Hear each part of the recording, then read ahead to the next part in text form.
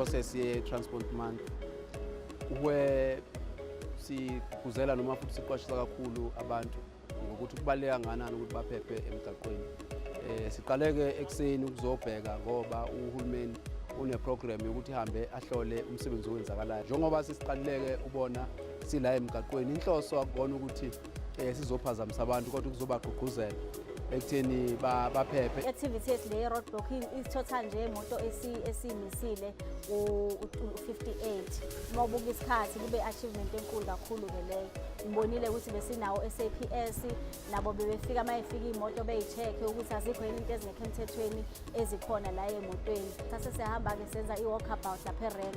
Inhloso yayo bokuyoqashisa nje nokukhuluma ngomphakathi ngokuphepha in general no road safety kwaqashisa umphakathi. Abantu bakujabulele kakhulu ukubona i-department yaka transport ikhona lapha izoqinisekisa nokuphepha kwabo ngoba baveza nezinto ezibahluphayo njengomphakathi. Njengoba sikhuluma nje kunomgwaqo la u-D1523 umphakathi orayizile sicabanga ukuthi ungqongqoshe njengoba ade khona ukwazile ukungenelela. Amavisa njengalawa abalulekile ngoba uma nje kubuya sizokuxazululwa inkinga esikade saba nazo kakhulukazi lesikhuluma ngayo kade 1523 siyathemba ukuthi njobe eshilo MEC ukuthi kusasa kuzoba khona igrade ngomsombuluko bese kufaka inkwali kuzohamba nje beshilo. Sijabule impela ngoba siyabona ukuthi nathi safe sikadiwe futhi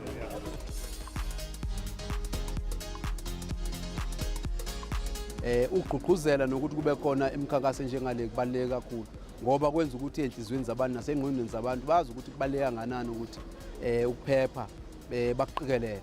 So uma utransport ukwazi bane program ebaleka kanje isho ukuthi ezweni laKwaZulu-Natal, province yaKwaZulu-Natal sisesimeni la khona esingase sikwazi ukuthi next year makurekhodwa ama-incidents eyingozi ezenzekile ngase kwenzeke zikwazi ukureduceka ngoba indlela zokureduce ingozi akuyoba kuphela ukuthi kuvinjwe emgwaqeni kodwa ezinye zazo kuyoba kwenze awareness efana nale. Sixoxileke ne-district kanye no-local Ndwedwe municipality ukuthi sizohlangana sibone ukuthi inhlelo esingazenza ze-interim ukuthi senze isimo salapha erenke sibe ngcono kunalesi esiyiso manje.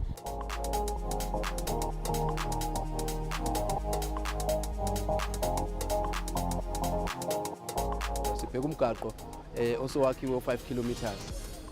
Sibonile muhle kakhulu umsebenzi kahulumeni uyancomeka. Umgaqo ongakapheli ozoqhubeka ngoba uama phases ahlukahlukene. Esicabanga ukuthi lo msebenzi kahulumeni omuhle abantu abawujabulelayo uzophinda uqhubekeke nawo uye phambili. Njengohulumeni wabantu kubalekile ukuthi into efana nalezi masinyane sikwazi ukuthi siyilungise si-address. Asigcinileke namhlanje sisazoba nawo imihlangano with omasipala, sisazoba nawo imihlangano nama colleagues ethu ku Department of Transport ukuthi sibe nohlelo ukuthi silungisa kanjani lokho kuyinkinga.